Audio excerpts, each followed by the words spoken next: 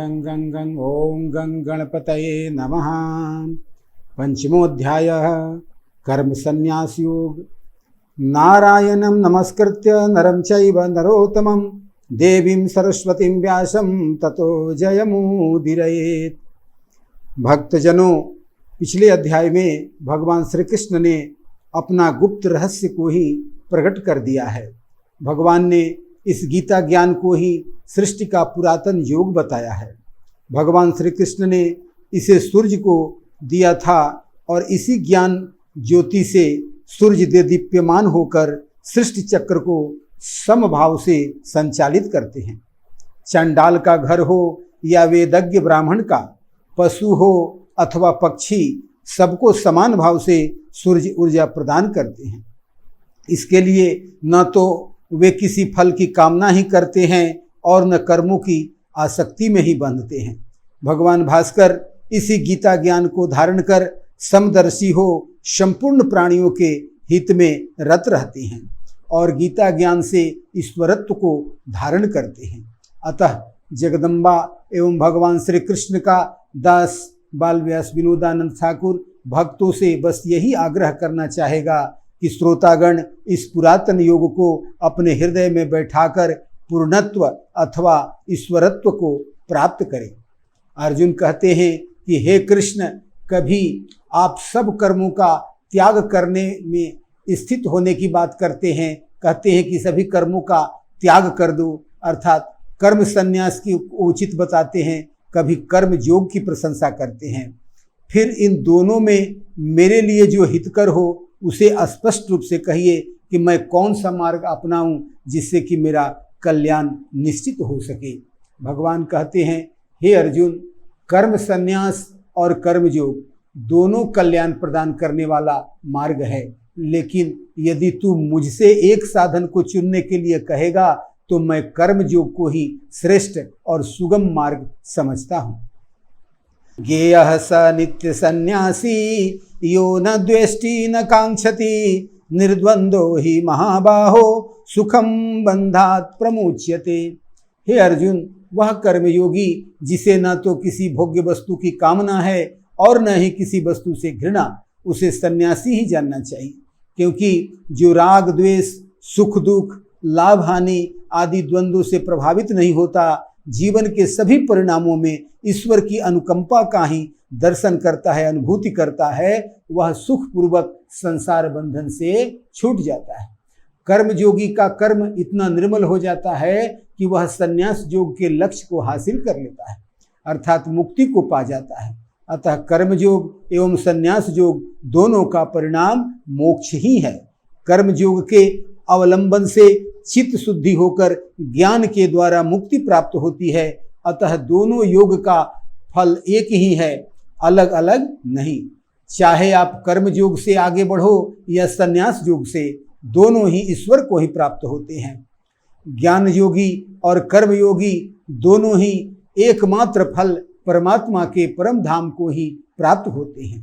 संन्यास का मतलब है मन, इंद्रिय और शरीर द्वारा होने वाले सभी कर्मों में कर्तापन का त्याग, जो प्राप्त करना बहुत ही कठिन है। लेकिन कर्मयोगी मन में हमेशा परब्रह्म परमात्मा का चिंतन करता हुआ अपने कर्तापन को नष्ट कर देता है, अर्थात कर्म के हेतु में परमात्मा को ही कारण मानता है, स्वयं को नहीं। अतः कर्मयोग के बिना संन्यास की सिद्धि नहीं हो सकती।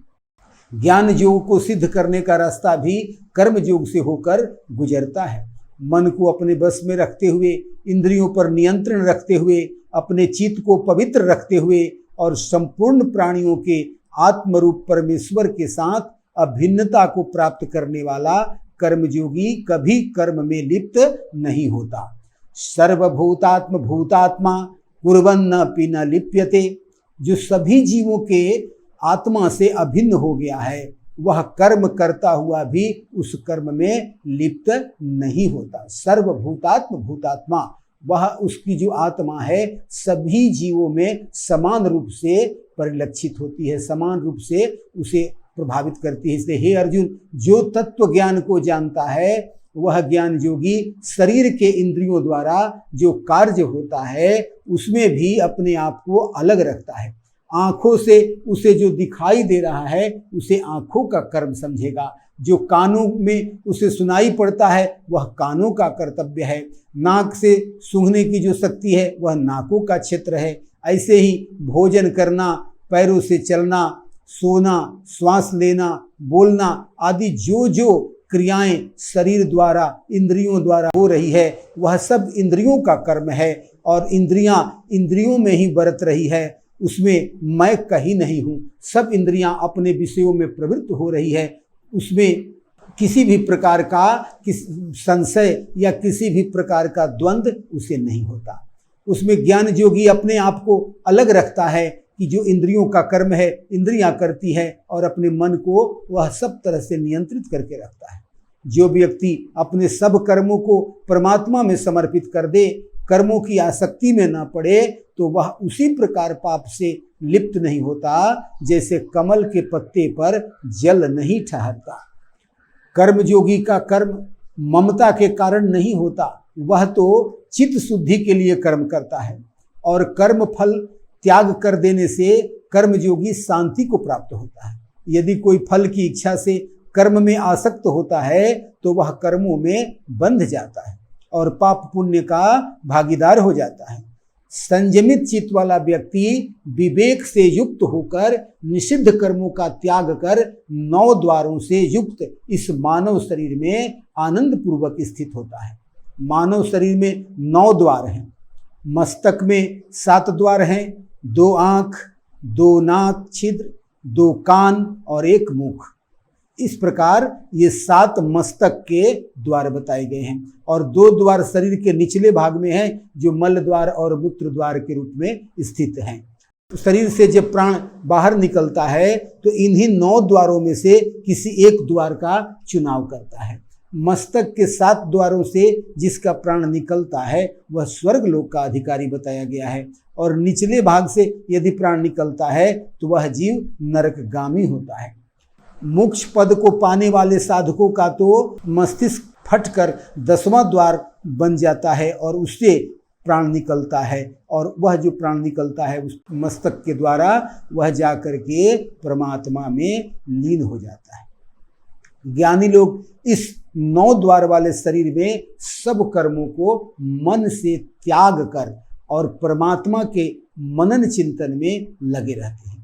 ईश्वर न तो मनुष्य को कर्ता बनाता है, न ही कर्म करने के लिए प्रेरित करता है और न ही कर्म फल का निर्माण करता है। जिसका जो स्वभाव होता है, जिसकी जैसी संगति होती है, जिसका जैसा संस्कार है, जैसा जिसकी प्रारब्ध है, वैसे ही उसकी समझ होगी, वैसे ही उसको समय अवसर प्राप्त होगा, वैसा ही उसका कर्म होगा, वैसा ही उस कर्म के साथ उसको फल भी अवश्य प्राप्त होगा। ईश्वर को न तो किसी के पाप कर्म को ही ग्रहण करना है और न पुण्य कर्म को, अर्थात ईश्वर न किसी के पाप कर्म को लेता है न पुण्य कर्म को लेता है। ईश्वर स्वयं भी न तो कोई कर्म करता है न करवाता है। अज्ञानी लोग मिथ्या ही आरोप ईश्वर पर लगाते हैं कि ईश्वर के कारण मुझे इस प्रकार की सफलता नहीं मिली। व्यक्ति अपने पूर्व जन्मार्जित संस्कार के कारण सुख दुख को प्राप्त करते हैं। प्रत्येक जीव अपने कर्मों के अनुसार ही कर्म बीज रूपी संस्कार को प्राप्त कर उसी के अनुरूप कर्म करता है, न कि उसके लिए उसे ईश्वर प्रेरित करता है। जो तत्व ज्ञान को प्राप्त कर लेता है उसका पिछला संस्कार नष्ट हो जाता है। सूर्य के द्वारा समस्त वस्तुओं के प्रकाश की तरह उसका आत्मज्ञान अज्ञान रूपी अंधेरे को दूर कर देता है, जिससे परमात्मा के स्वरूप को पूर्णतः प्रकाशित रूप में देख पाता है। जिनका मन और बुद्धि ईश्वर में लगा हुआ है, ऐसे तत्व ज्ञान को धारण करने वाले व्यक्ति ज्ञान के द्वारा पाप रहित होकर संसार के आवागमन से मुक्त हो जाते हैं। जो ज्ञानी हैं वे समदर्शी होते हैं। उसके सामने चाहे विद्या विनय संपन्न ब्राह्मण आए, गाय आए, हाथी आए, कुत्ता आए, चंडाल आए, कोई भी हो, अर्थात कोई जीव उसके सामने आए, सबको वह आत्मस्वरूप परमात्मा का स्वरूप ही मान करके और सब में एक ही बुद्धि से देखता है, सब में वह ब्रह्म का ही दर्शन करेगा, सब में वह परमात्मा को ही देखेगा। सर्वम खल्विदम ब्रह्म, इसमें कहा गया कि परमात्मा जो है वह सभी जीवों में है, ब्रह्म जो है सब जीवों में निहित है। तो ब्रह्म की बात सोचते हुए ज्ञानी मुक्ति को सहज भाव में ही जो प्राप्त हो जाता करता है, जो ज्ञानी व्यक्ति होता है वह सहज भाव में सब वस्तुओं में, सब जीवों में परमात्मा का दर्शन करता हुआ, ब्रह्म का दर्शन करता हुआ वह मुक्ति को प्राप्त करता है। समभाव से सबको देखने वाला योगी संपूर्ण संसार को ही जीतकर परमात्मा को प्राप्त होता है। जो व्यक्ति प्रिय वस्तु अथवा मनोनुकूल उपलब्धि को प्राप्त करने पर या अप्रिय वस्तु के प्राप्त पर वह न कभी सुख को अनुभव करता है न दुख को अनुभव करता है, अर्थात उसे न कभी अनुकूलता स्थिति महसूस होती है न प्रतिकूलता की भावना आती है। वह किसी भी प्रकार से सुख दुख उसे प्रभावित नहीं करते। हर एक स्थिति में जो भी सुख दुख प्राप्त होता है उससे वह विचलित नहीं होता, वह स्थिर बुद्धि वाला हो जाता है, संशय रहित हो जाता है और ब्रह्म को जानने वाला यदि वह परमात्मा भाव में नित्य तृप्त रहता है। संसार में वह रहता हुआ भी विषयों में अनासक्त ही रहता है। संसारी बाह्य विषयों में अनासक्त भाव से रहने वाला पवित्र अंतःकरण को धारण करने वाला साधक अपने ध्यान धारणा से परमात्मा का चिंतन करता हुआ सात्विक आनंद को प्राप्त करता है। उसे जो परमानंद प्राप्त होता है उसका सांसारिक सुखों को भोगने वाला व्यक्ति उस सुख की कल्पना भी नहीं कर सकता। अर्थात जो सुख परमात्म चिंतन में है, जो सुख सात्विकता में है, वह भोगों में कदापि नहीं है। वह कितना भी भोग को भोग ले जीव, कभी भी उसको संतुष्टि, तृप्ति और दुखों का नाश नहीं हो सकता। शब्द, स्पर्श, गंध, रूप, रस, ये जो विषयों के स्वरूप हैं, इनका कितना भी भोग किया जाए और व्यक्ति चाहे जितना भी इसका उपयोग कर ले, लेकिन वह उससे सुखी नहीं हो सकता और जितना ही वह भोग भोगने की इच्छा करता है और वह दुखी ही होते जाता है। क्योंकि जो हमेशा इन भोगों के बारे में चिंतित रहते हैं, ललायित रहते हैं, तो ये सांसारिक सुख उनके लिए दुख के कारण ही होते हैं। क्योंकि ये जो भोग हैं यह उनके लिए मृग मरीचिका के समान ही दिखाई पड़ता है। पहले तो वह भोग मालूम पड़ता है, लेकिन भोग भोगने के बाद और दुख बढ़ ही जाता है। जैसे ही उसके भोग के नज़दीक जाता है, भोग भोगने लगता है, तो उसे निराशा ही हाथ लगती है। क्योंकि उन भोगों को भोगने से किसी भी प्रकार से उसके न चित्त को शांति मिलती है, न मन ही प्रसन्न रह पाता है।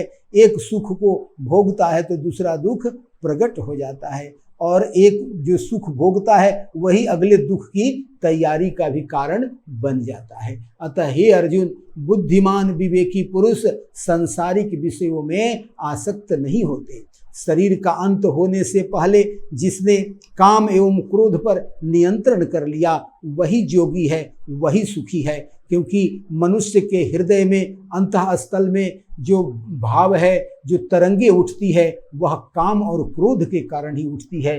काम और क्रोध जितना ही प्रभावी होगा, व्यक्ति का मन में उतना ही व्याकुलता उठेगी, उतने ही बेचैनी उठेगी और वह नाना प्रकार के आशंकाओं से घिरते हुए नाना प्रकार के वह दुखों से घिर जाता है। जो व्यक्ति अपने अंतरात्मा में सात्विक सुख को महसूस करता है, आत्मा में ही रमण करता है और आत्मज्ञान में स्थित रहता है, वही ईश्वर को प्राप्त करता है और हमेशा के लिए परम शांति को प्राप्त करता है। वह मनुष्य जिसने ज्ञान द्वारा अपने पापों को नष्ट कर लिया है, जिसका ज्ञान के द्वारा सभी संशय नष्ट हो गए हैं और जो सभी प्राणियों के हित में रत है, सर्वभूत हिते रता, सभी प्राणियों के कल्याण के संदर्भ में व्यक्ति लगा रहे कि कैसे पूरा समाज का कल्याण हो, सभी जीवों का कल्याण हो। मैं कौन सा कर्म करूं कि सब भूतों का, सब जीवों का, परमात्मा की जो सृष्टि है सबको आनंद आए,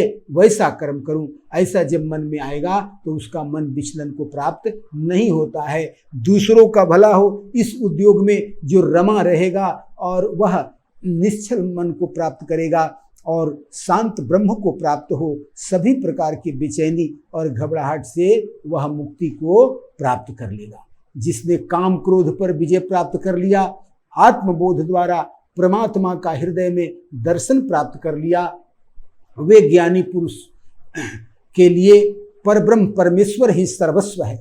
प्राणायाम परायण साधक बाहर के विषय भोगों को मन से निकालकर प्राण और अपान वायु को सम करके, अर्थात न बाहर के संकल्प को अंदर जाने देता है और न अंदर के संकल्प को बाहर जाने देना है, अर्थात बाह्य विषय भोगों का चिंतन मन में प्रवेश न करे और अंदर का सात्विक भाव अंदर ही निहित रहे।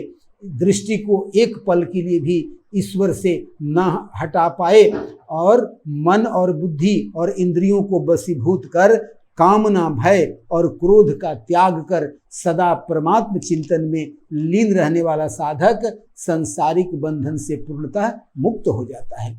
भगवान श्री कृष्ण कहते हैं कि जो योगी मुझे सभी यज्ञ और तपों को भोगने वाला, संपूर्ण लोकों के ईश्वरों का भी ईश्वर और सभी प्राणियों का हितैषी दयालु प्रेमी के रूप में जानता है, वही परम शांति को प्राप्त करता है।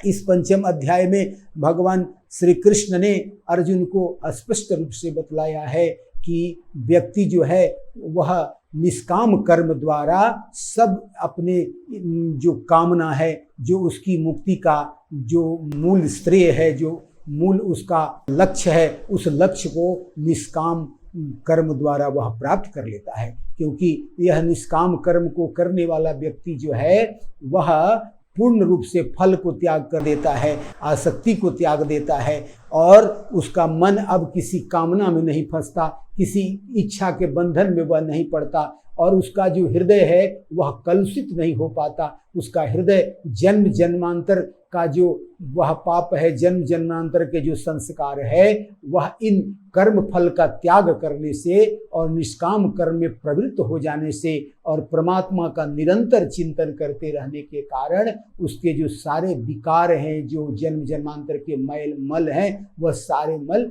समाप्त हो जाते हैं और उसका चित्त शुद्ध हो जाता है। कहते हैं कि जब तक व्यक्ति जो है कर्मों के द्वारा अपने आप को शोध नहीं ले, अपने आप को शुद्ध नहीं कर ले, अपने आप को स्थापित नहीं कर ले, तब तक उसको ज्ञान योग में स्थिति नहीं आ सकती। क्योंकि एक कोई व्यक्ति यदि वह गुफा में जा कर के बहुत दिनों तक ध्यान करे और जब लौट करके वह संसार में आएगा तो एक छोटा सा छोटा आवाज भी उसे भयभीत कर देगा। क्योंकि एकांत में रहने वाला साधक वह इतना न एकांत का अभ्यस्त हो जाता है कि वह थोड़ा सा भी संसार का कोलाहल बर्दाश्त नहीं कर पाता और वह भयग्रस्त होकर के पुनः उसका जीवन संकट में पड़ जाता है। तो मनुष्य का यह परम कर्तव्य है कि वह अपने आप को प्रत्येक परिस्थिति में संसार में रहते हुए, संसार के कर्म को करते हुए, उन कर्मों में वह लिप्त नहीं होता, क्योंकि वह निष्काम कर्म करता है। वह काम तो सब करता है लेकिन उसमें किसी भी प्रकार की फल की कामना नहीं करता, उसमें किसी कर्म में वह उलझता नहीं, किसी कर्म के आसक्ति के जंजाल में नहीं पड़ता और उसका चित्त जो है दिनानुदिन निर्मल होते जाता है और वह चाहे संसार के भयंकर कोलाहल हो, वन हो या बहुत सारा शोरगुल होता हो, वहाँ पर भी वह अपना समाधि लगा सकता है। क्योंकि यह जो प्राण है यह कहाँ निकले इसे कोई नहीं जानता। आप कितना भी प्लान कर लो कि मेरा प्राण तीर्थों में निकले, यह प्राण कहीं भी निकल सकता है, कहीं भी मृत्यु आ सकती है। इसलिए मनुष्य को अपने कर्मों को इस रूप में साध लेना चाहिए कि उसको समाधि लगाना, उसको ध्यान लगाना हर एक परिस्थिति में आ जाए। चाहे वह कितना भी आवाज होता हो, उसकी तन्मयता बनी रहे, उसकी चित्त में इतनी एकाग्र शक्ति जागृत हो जाए कि बाह्य परिवेश उसके अंदर में प्रभावित नहीं कर सके और अंदर का जो दृश्य है वह बाहर नहीं निकल सके। इसीलिए कहा गया कि जिसे प्राणायाम में श्वास को जैसे अंदर लिया जाता है और श्वास को जैसे छोड़ा जाता है, तो श्वास में जो हवा अंदर आती है वह प्राणवायु कहलाती है और सांस से जब हवा बाहर जाती है वो अपान वायु कहलाती है। तो यह जो प्राणवायु और अपान वायु को वशीभूत करने का भगवान आदेश देते हैं, इसका मतलब है कि मन में, अंतरात्मा में जो परमात्मा को स्थित कर लेता है, परमात्मा का नित्य वह दर्शन करते रहता है। जब भी वह चाहता है तो परमात्मा के स्वरूप का चिंतन करते हुए, भले वह बीच बाजार में ही क्यों न बैठ जाए, भयंकर कोलाहल के बीच में ही क्यों न बैठ जाए, उसकी समाधि लग जाती है, उसको किसी एकांत की आवश्यकता नहीं पड़ती। लेकिन यदि जिसने कर्म योग को सिद्ध नहीं किया, निष्काम कर्म योग को संसार में रह करके अपने सारे कर्मों को करते हुए जो भी परमात्मा के द्वारा या अपने पूर्ण संस्कार के कारण, पूर्व संस्कार के कारण, प्रारब्ध से जो भी उसको कर्म प्राप्त हुए हैं, जो संस्कार मिले हैं, उन संस्कारों को दिव्य करना है, उस कर्मों को ऐसा दिव्य रूप में लाना है ताकि वह पूर्णतः स्वच्छ हो सके, चित्त निर्मलता को प्राप्त हो जाए, मन में किसी के प्रति न द्वेष रहे और न बैर रहे, क्योंकि दोनों ही बंधन का कारण बनते हैं। यदि किसी के प्रति मन में बहुत प्रेम लगा रहे तो वह भी संसार में बांधने का कारण बनेगा, और यदि किसी से बहुत बड़ी शत्रुता हो जाए तो वह शत्रुता के रूप में ही उस व्यक्ति का लगातार चिंतन, अपने शत्रु का लगातार चिंतन करते रहता है। जैसे रावण ने बैर भावना से भगवान राम को सिद्ध किया था, वह हमेशा 24 घंटा अपने शत्रु राम का स्मरण करता था, और उस स्मरण करने के कारण उसका जो चित्त था, उसका जो हृदय था, वह रामाकार हो गया, क्योंकि हर वक्त उस राम का ही चिंतन करता था। तो इसलिए चित्त में किसी भी प्रकार की आसक्ति नहीं हो, न किसी वस्तु में कोई बहुत ज्यादा आसक्ति हो, न भोगों में कोई आसक्ति हो, और न ही उस व्यक्ति को प्रिय अप्रिय